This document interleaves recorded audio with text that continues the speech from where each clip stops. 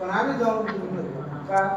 की अशा वेळेस याच्यानंतर थोडंसं मोठं काही घडलं तर त्याच्यामध्ये आपला समाज असा आहे आम्ही जर मागे आपण तर लोकांना काय वाटायला लागलं अरे बाबा आम्ही ज्यांना मोठं केलं आज तू तिथं ताटा खालची मात्र झाली उद्या जर तुम्ही जे असं जर पुढे गेलं तुम्ही तेच आहे त्याच्यामुळे लोक हे आंदोलनाला भरपूर प्रतिसाद आहे पण लोक थोडंसं डचका लागले की मग रिकामं काम काय करायचं असं एक भावना झाली किंवा नेतच पण याला वाली नाही आणि तुम्ही ठीक आहे तुम्ही तुमच्या याच्यावर करता तुम्ही सगळे मिळून त्याला काही बंदची महाराष्ट्र बंदची बंद नाही हो नाही बंद आहे आणि रास्ता रोको सुद्धा आहे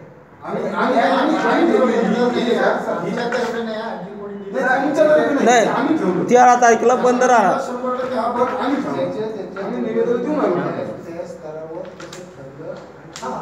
बाप असं बोलायचं बोलल्याशिवाय आपण थोडी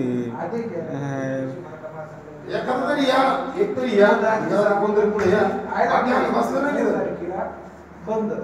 तसं आपल्या नेत्यांनी पोलिसांनी सांगायला पाहिजे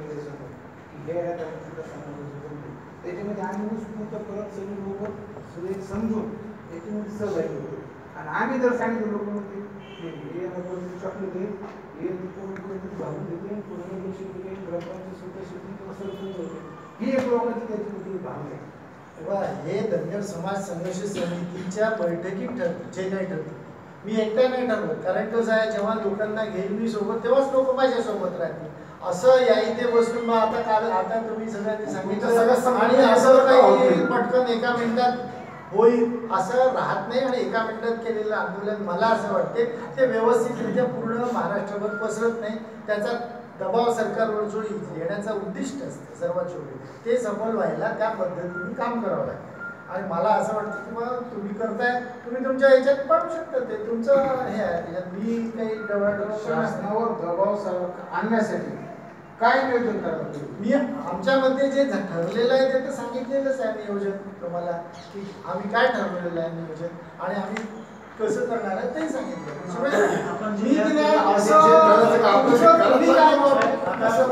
आपण आपल्या पद्धतीने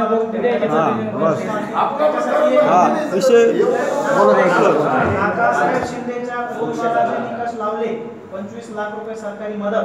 आणि घरात नोकरी त्याची बहीण सुशिक्षित आहे त्याच्या बहिणीला नोकरी 25 लाख रुपये मदत त्याच्या कुटुंबाला शासनाने दिली पाहिजे एवढी मागणी तुम्ही सरकारकडे तुम्ही प्रतिनिधी आहे खासदार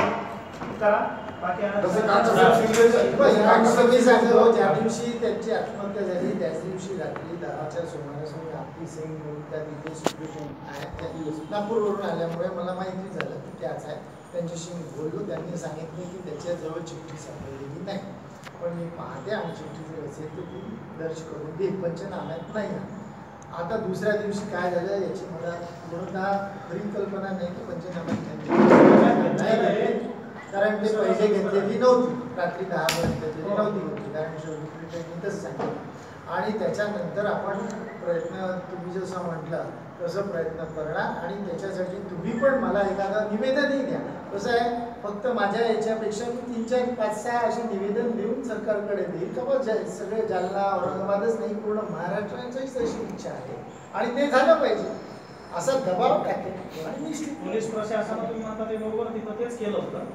अकस्मात मृत्यूची नोंद केली होती पण प्रकाश शेंडगे दुसऱ्या दिवशी येऊन भेटले तिथून ते आम्हाला भेटायला आले त्यांनी पोलीस प्रशासनावर दबाव आणून 2000 लोक पोलीस स्टेशनला जमा करून ती नोंद घ्यावी लागली त्याच्याजवळ मिळाली ती धनगर आरक्षणाच्या बाबतीत निराश होऊन त्याने आत्महत्या केली हे सविस्तर दिलेले ठीक आहे बरोबर की पंचनाम्यात का नाही घेतली चांगलं झालं ठीक आहे आता तुम्ही जसं म्हटलं त्या पद्धतीने करू आता आम्ही जिथे जातो आणि तुमचं जे म्हणणं आहे की त्याच्या याच्याविषयीचं एकच शेवटचा विषय जी 26 तारखेला बैठक होणार 26ला किंवा 27 ऑगस्टला कॅबिनेटची 30 वरून तर त्यावेळेस कृपा करून एकच विषय सांगा साहेब आरक्षण म्हणजे धनगड एक आहे का किंवा नाही एवढाच विषय 30नं किती अनेक प्रश्न